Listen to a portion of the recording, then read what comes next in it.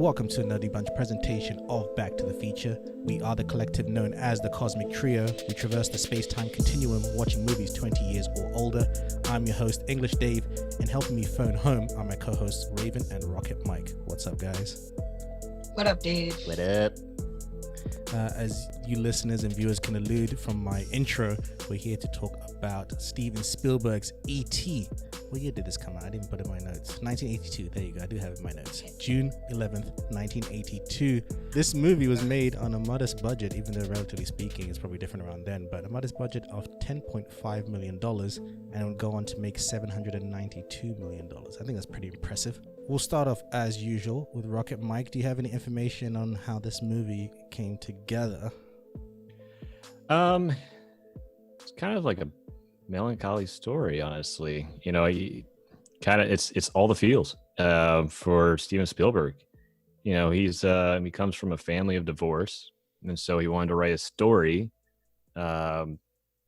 based on an alien that would kind of be a symbol for his imaginary brother, and to fill a void for his lost father too, because that's just what he was missing in life. And so during and after filming Raiders, he had a lot of nostalgic feelings based, on that story that he wrote as a kid. It was like bringing up all of his past. And so naturally this came with it. So he wanted to originally build an alien story that was kind of like an alien that was terrorizing a family. So I guess he kind of felt a little bit more bitter at the time. Through production and influences from people that he worked with, they started to now lean towards more of like a family-friendly alien story, and even from the original title, it was supposed to be called like E.T. and Me. Now that I'm like seeing it in retrospect, it's like Elliot is really a representation of Steven Spielberg as a kid. Mm-hmm. And so basically that's just kind of like generally in a nutshell how it came to be. It was a very original story, all from Steven Spielberg, and this is kind of like homage to his past. And all of this is brand new news to me. I had no idea that he had put so much of himself into this movie, and so much all heart, like all this past and him sharing this. And so now looking back, it's like, oh my God, Elliot is Steven Spielberg. Steven Spielberg is Elliot. And I'm kind of sad now.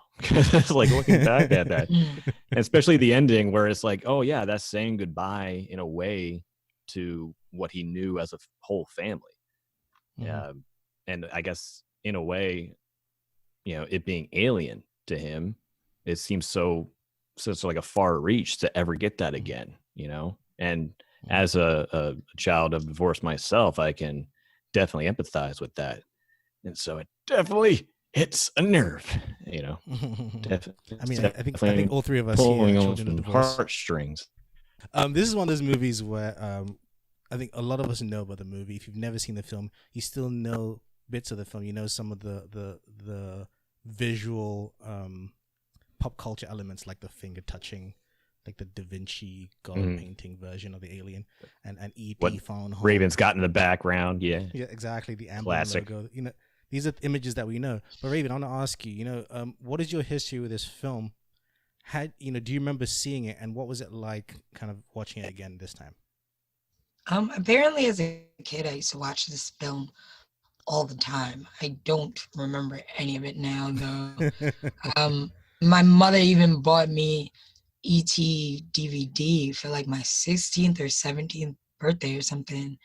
Or like it was like a stocking stuffer on Christmas, and I was so confused. I was like, okay. She's like, you love this movie. Do I? But yeah, so that was kind of my history with it. I didn't know much about it. I've watched a lot of the scenes from the movie just because, growing up in any type of nerd culture, we've all seen this film imitated in some way. So I grew up knowing all the homages and kind of just the general themes of this film. And I watched the scenes. I had the game seen it. There was a lot of scenes from this movie in it. And beyond that, actually a couple of months ago, literally I think 6 months ago, I was in Universal Studios, so I got to go on the ride before I'd ever actually seen the movie. That was fun. So I felt, connected with E.T.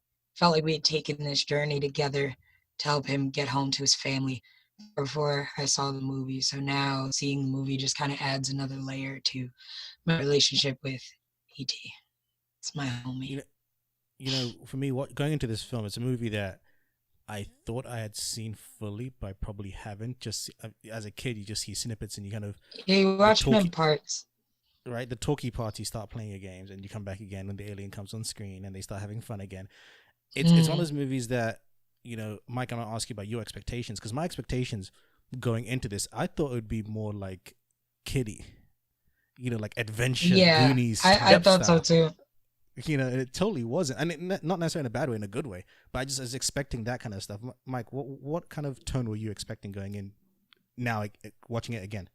Yeah, same. Like I kind of expected it to have more of a Disney feel, and I kind of expected it to have like more, also kind of like a Goonies type of thing, where it was just like a lot of kids were trying to hide this, but I didn't realize going back into it that Elliot kind of exposes him to all of his siblings so soon into the movie. He's like, no, I want this. I can't. I want everything. He was trying to show his mom, Super secret. or at least, little Drew Barrymore was trying to do that. Can we stop on that for a second? Yeah, she was so cute. So like I was just thinking that too. Yeah, so cute. Whole film. Even oh no, look at you and your like she was so cute. The little lisp, that she's got and still holds to this day. It's too much. Yeah, it's like it works for a little kid, and she is so genuine in every scene. Like she is like as if it's really happening to her. I feel like it is for her though. I feel like like I don't think he was fake for her. He was moving in real life. That was her homie. Like she had to they were acting together in the movie. In front of her face. That's her co-star. You're right. She had to watch him have a near-death experience. That shit is dramatic. Several times. It's crazy. Right. No, it's insane. That poor little girl, she went through a lot. Right.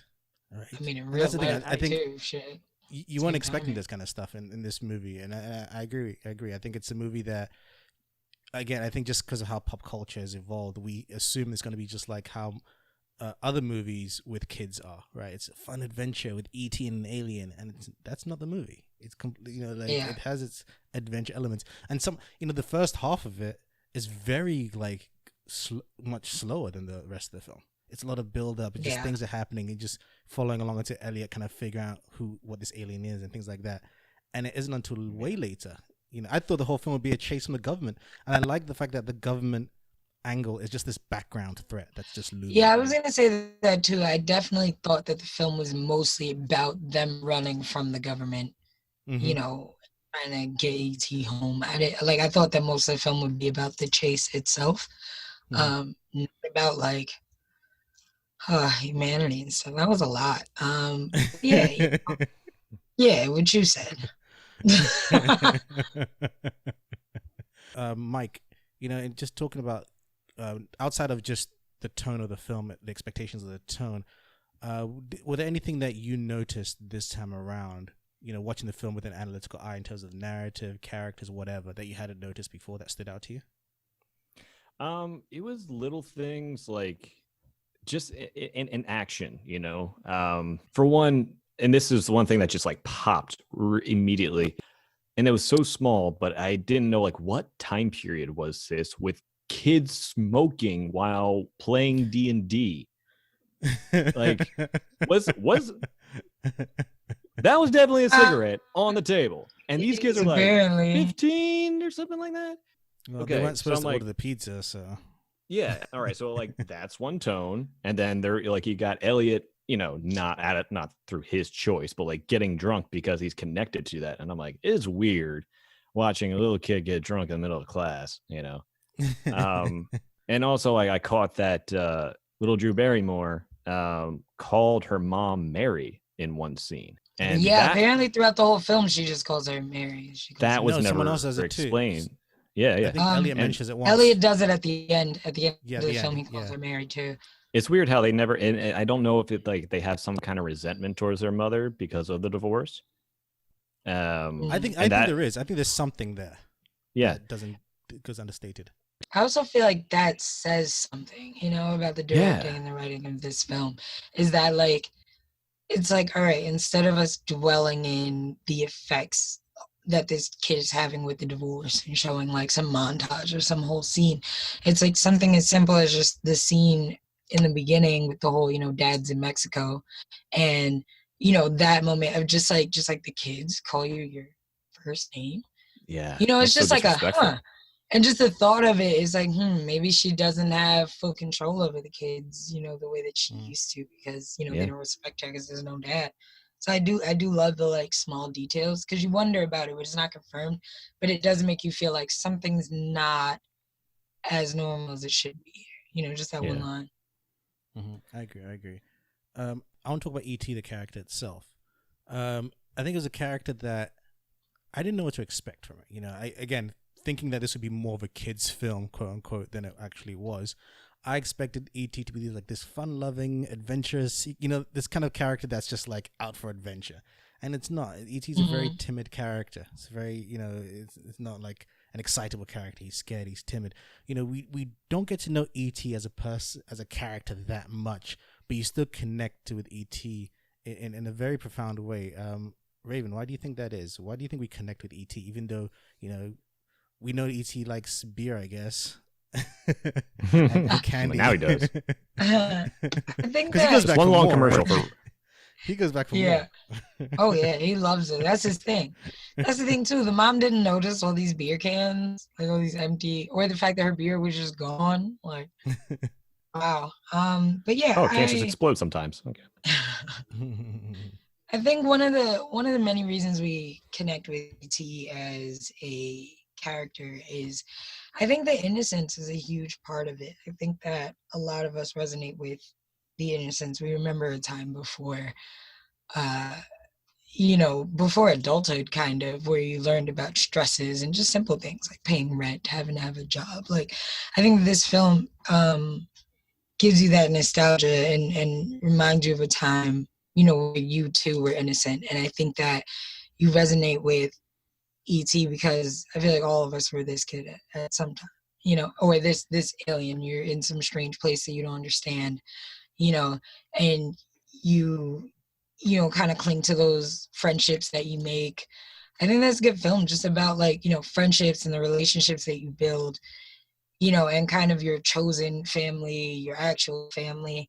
But E.T., one of the things that Spielberg had said when he set out to even create the character, the first person that he linked up with was the same guy, I think, that made the creatures for Close Encounters and a couple of other scarier alien franchises. And Spielberg didn't want anything scary. He felt like he wanted to keep this world contained within the perspective of a 14-year-old at most.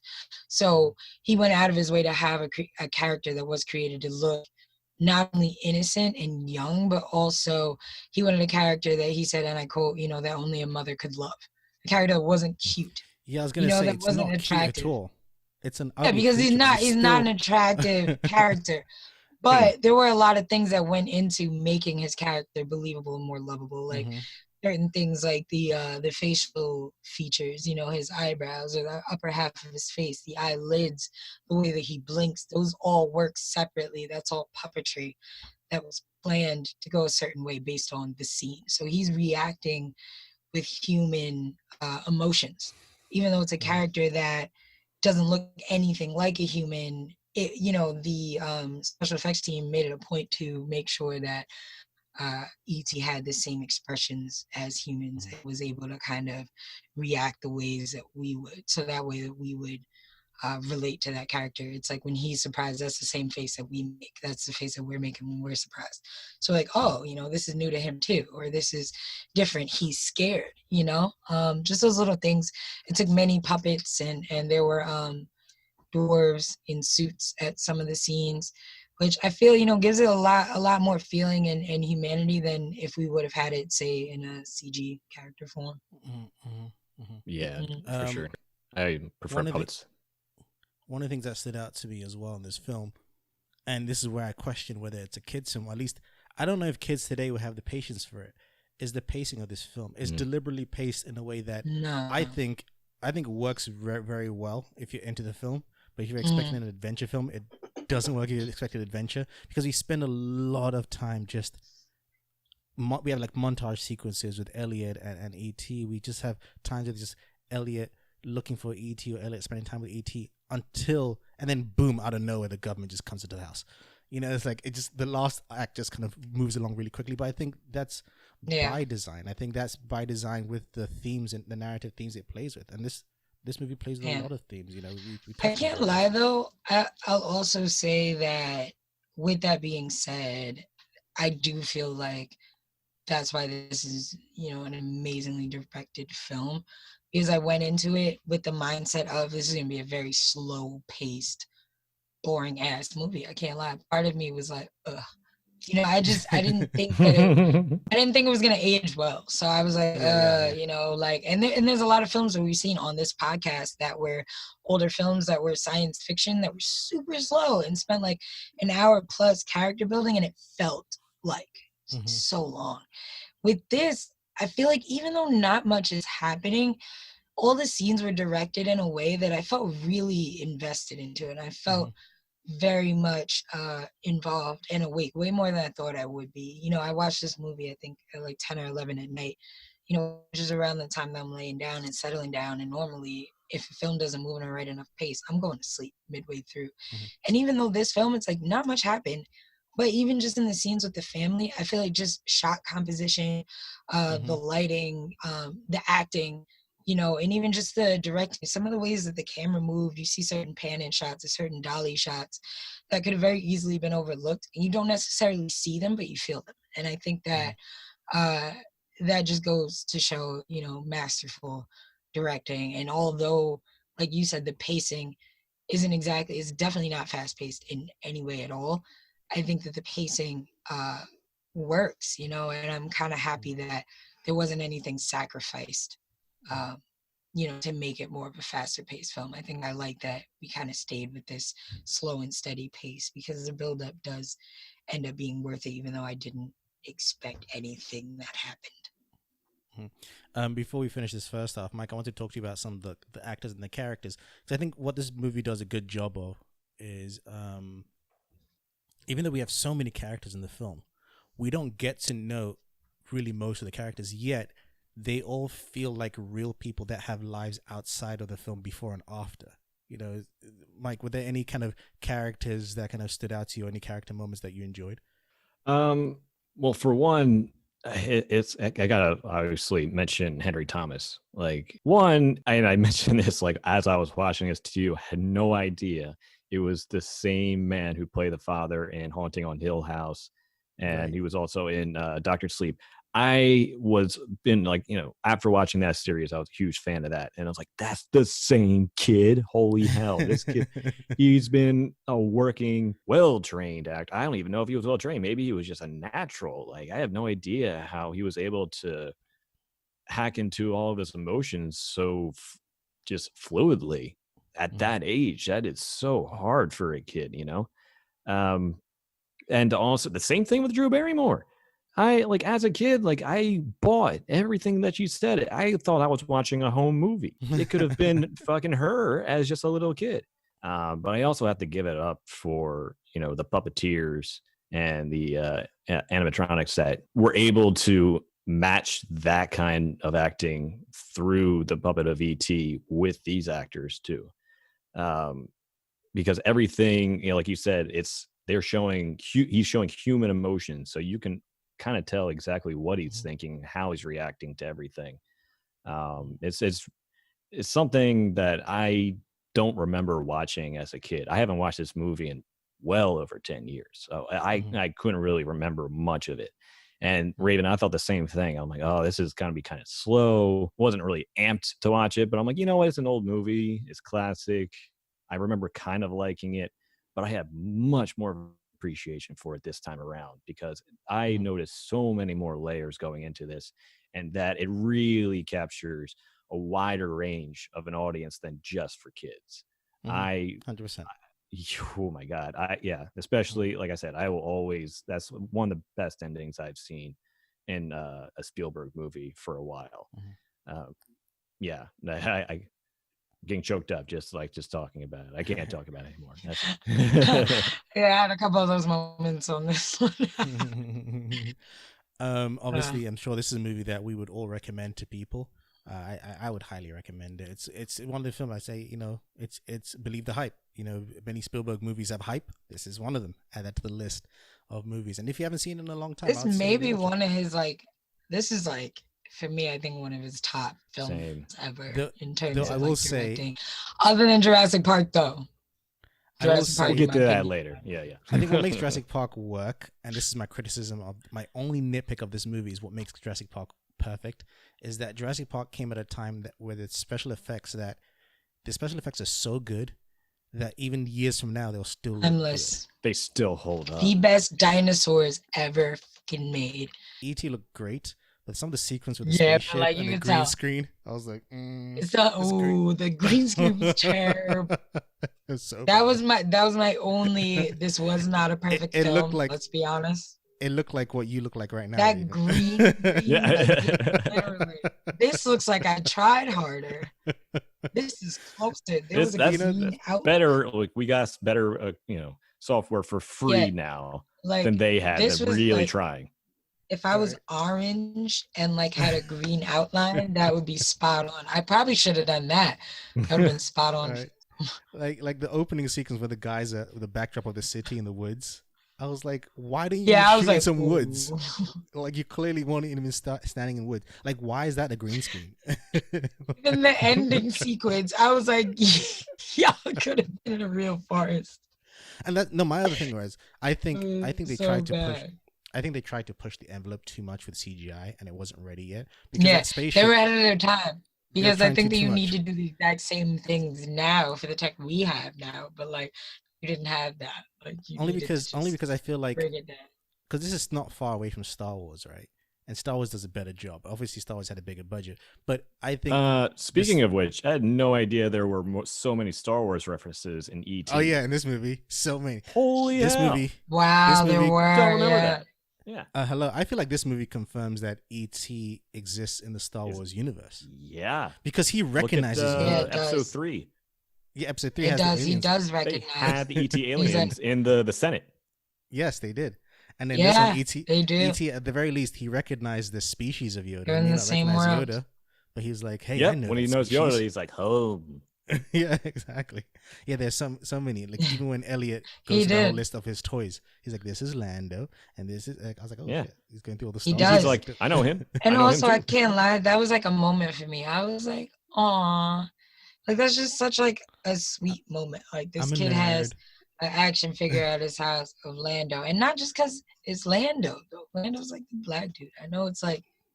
It's just in the times that we got going on right now. I feel like in the 80s to see a little 80s kid I want to be like Lando is really dope.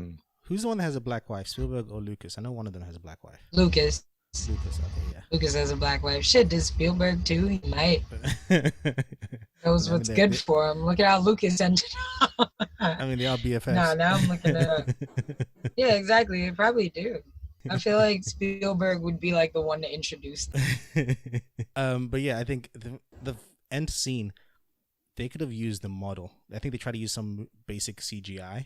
I was like, you would have been better off if you actually used a model and filmed it on set instead of trying to do this. Yeah, that's what I'm saying. You would have been better off shooting, literally little fake bushes out in front. You could stand behind it, and then you could just paint, which is what Star Wars did in the 70s, and it still looks good. What are you doing? Yeah. I think they're trying to push. I think it was trying to push it. And Star Wars still looks pretty good. Star Wars has a couple of things, but he did this just after Close Encounters, and he wanted to take it further, but I don't think the tech was ready yet. Yeah. But either way, I still think the movie still holds up for the most part. It's still a fun narrative, even with those visual issues by today's standards. You make fun of it, but you let it go. It doesn't ruin the film at all. Those of you guys who've seen the film, what are your thoughts? Let us know. Find us on social media at The Nerdie Bunch. Thank you, Rocket Mike. Thank you, Dave. Thank you, Raven. Thank you. Thanks everyone for listening. For those who've yet to revisit the movie, check it out, and in the next few days come back and check out part 2 of our Back to the Feature on E.T., where we go in depth on the movie, or depending on when you're listening to this, it could be available right now. Either way, my name is English Dave, and as always, keep it nerdy. Peace.